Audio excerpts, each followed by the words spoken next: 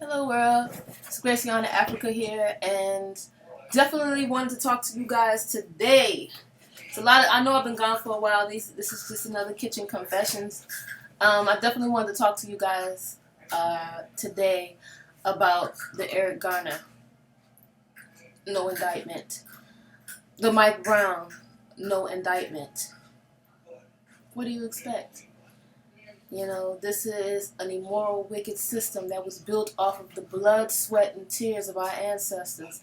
It wasn't a system that was built for us. It was a system that was built to enslave us. If we're not enslaved physically, we're enslaved mentally. And when I say that we're enslaved mentally, I'm talking about too many people are afraid to stand up. It's a lot of, man, I don't know how I'm going to dissect this, but it's a lot of things, especially Charles Barkley, that I want to talk about. Charles Barkley coon ass, an official passenger attendant, man, he don't even need he need a train all on his own.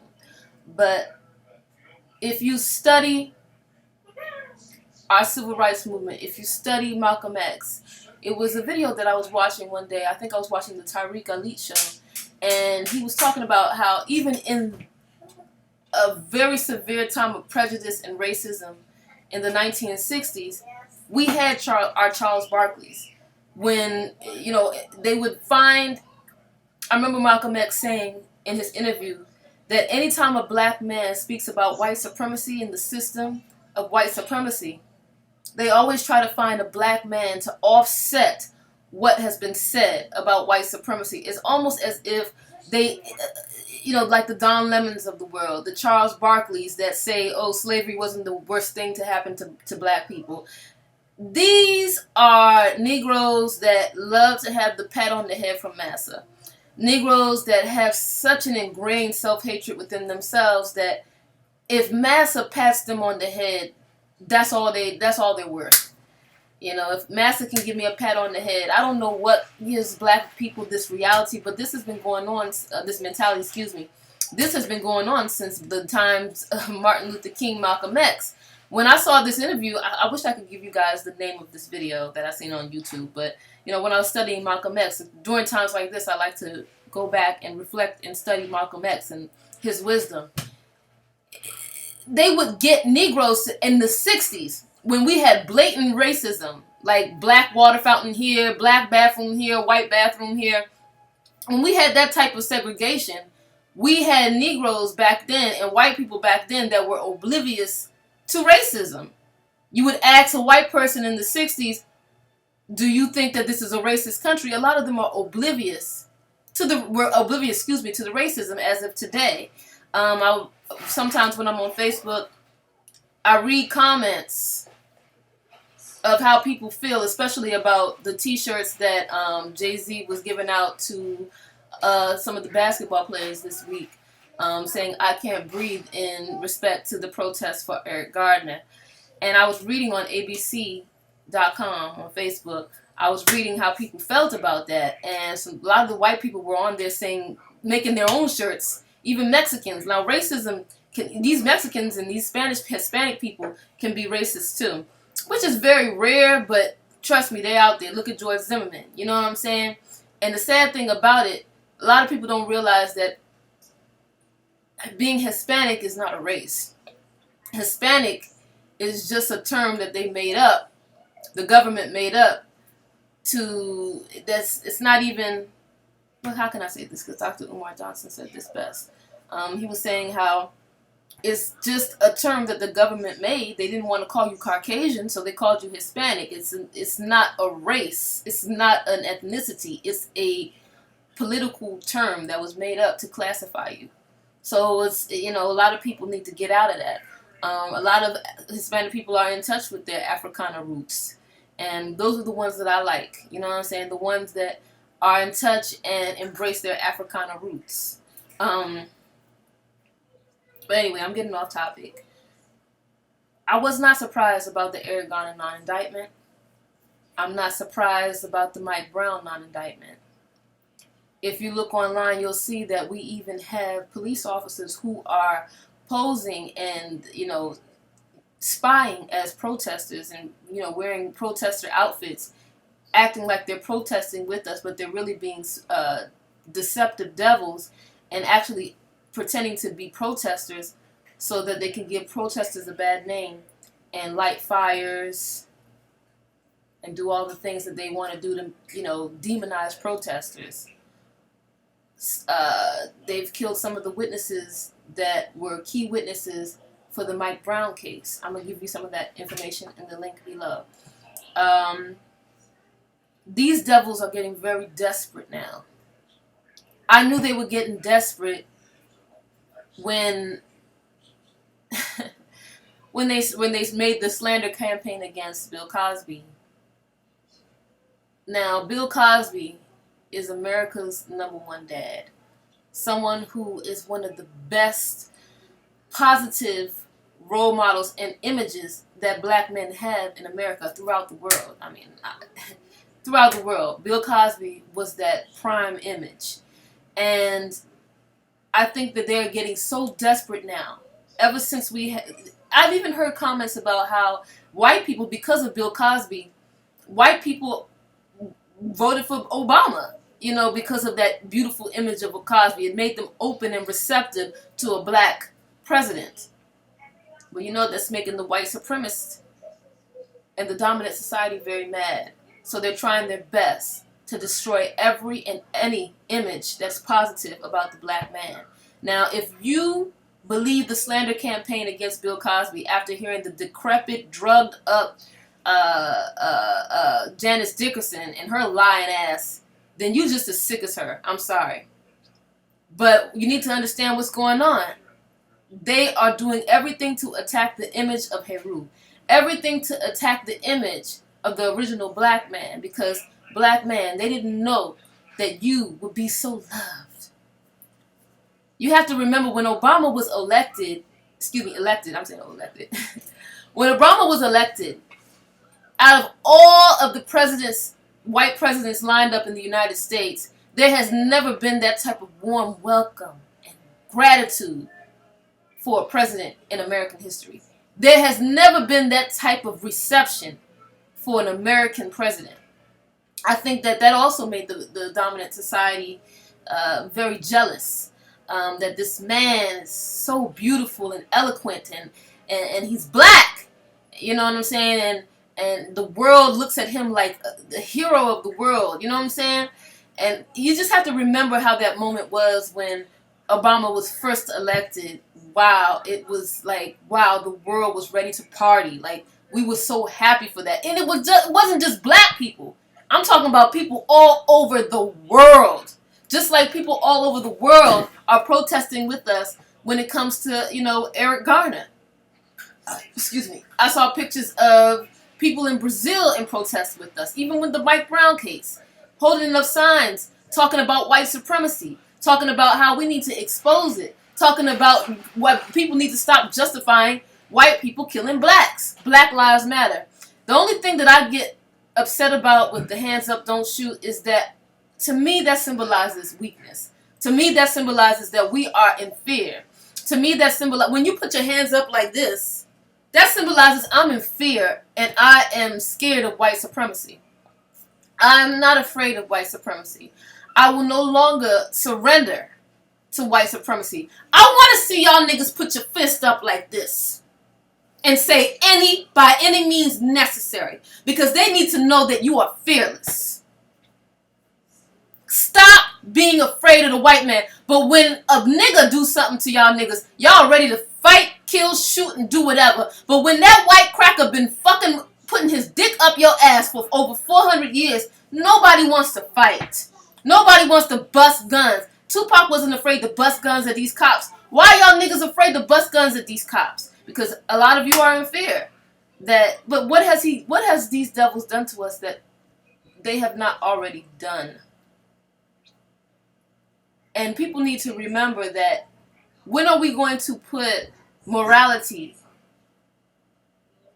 over a paycheck? Morality over fear? You know what I mean? When you fight for what's right, you don't have to worry, because if you're on the power of good, it will prevail. And I think a lot of people are just afraid. You know what I mean? They are in fear. I think that the more that these white supremacists and the dominant society try to, they've been swinging at us for over 400 years. And I think that they are terrified. And I think Dr. Booker T. Coleman, he spoke on that, and I loved it.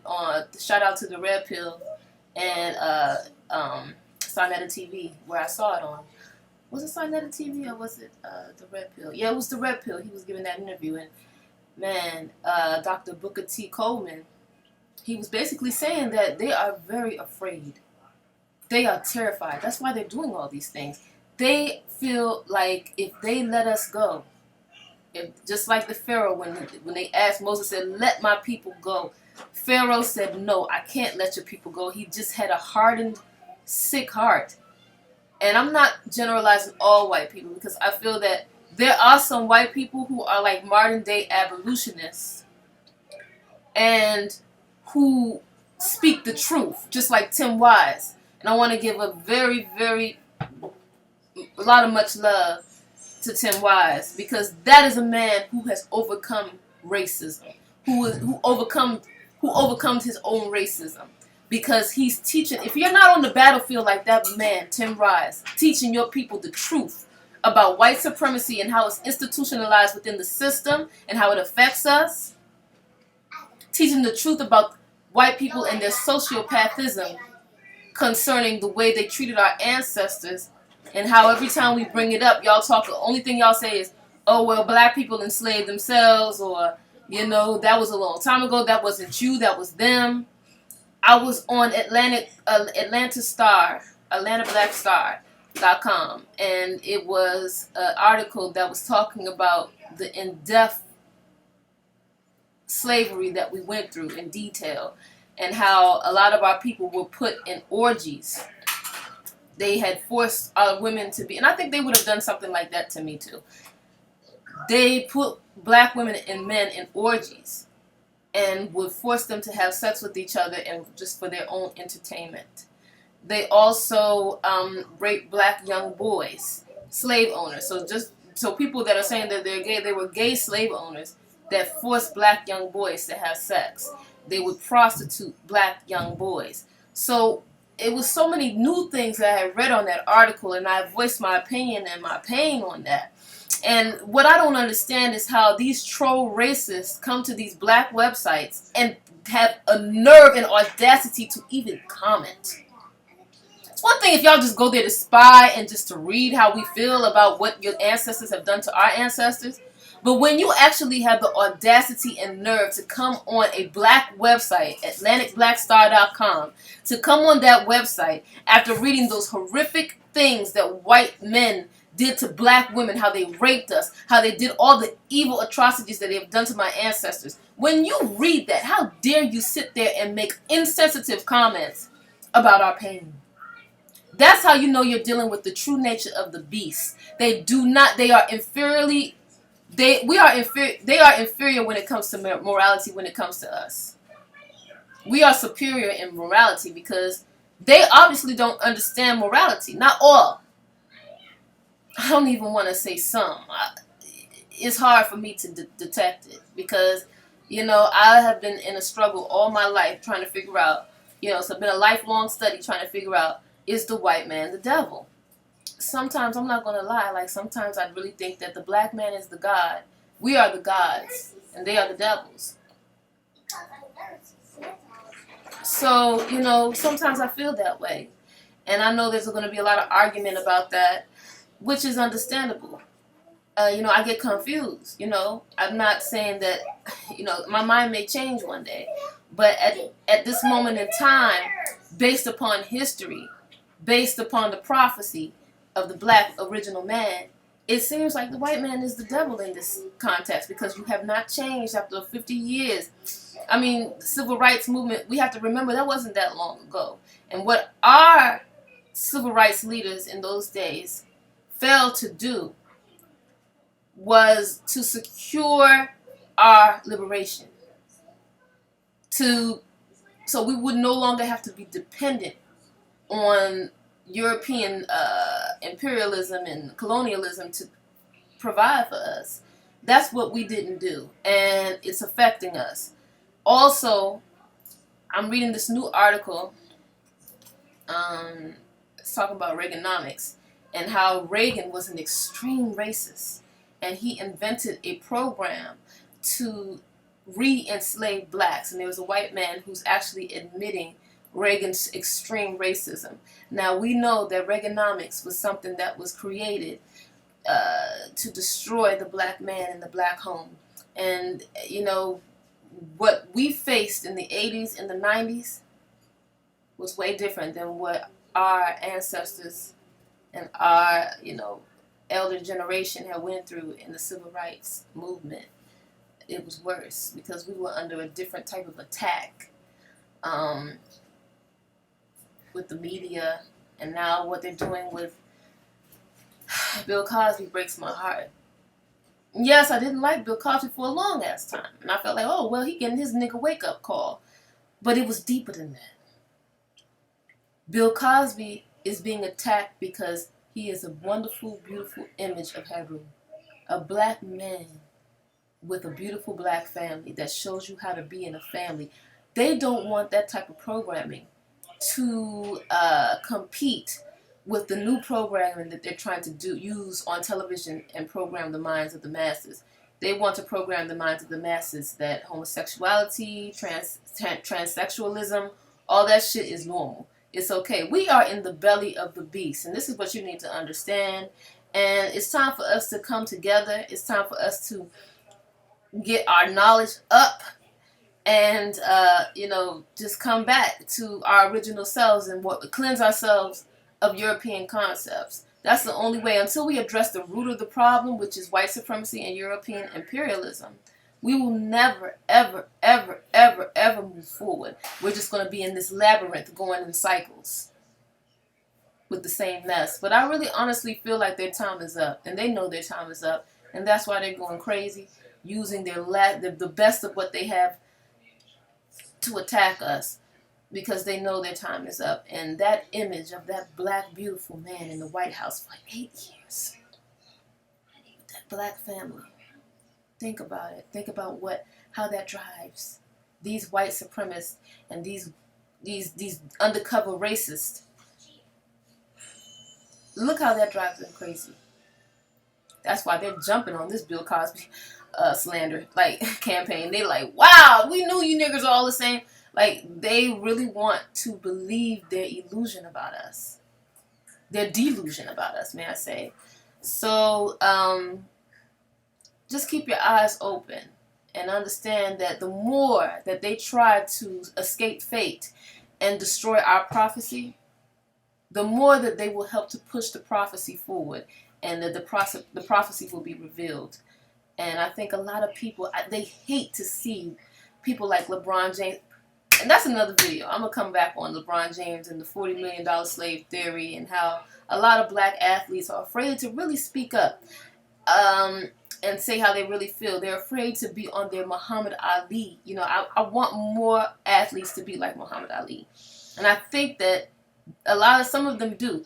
If you were to be with black beautiful women like me, instead of having to date these mixed mulattoes or white women that they've shoved onto these athletes, why is it that they shove these white women to athletes?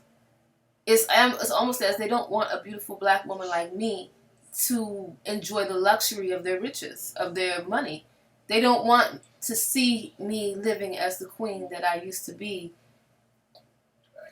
in Nefertiti. They don't want that, But I know a lady like me, I would definitely push the black man to be righteous and to be leader. You know what I mean? A revolution, A lot of athletes don't know how much power they really do have. Football and basketball, y'all don't know that these white people are paying to see you. So if they're going to pay to see you, then you need to hold them accountable you need to understand the power that you have. Excuse me. You need to understand the power that you have. Understand that if all of us in the NFL and the NBA were to come together as black people, if y'all could all come together and say, we are getting killed. We want distribution of money back into the black communities. How can we do that? Let's all come together and tell the NFL that we are leaving. All of the black people are leaving the NFL, and we're going to make our own NFL.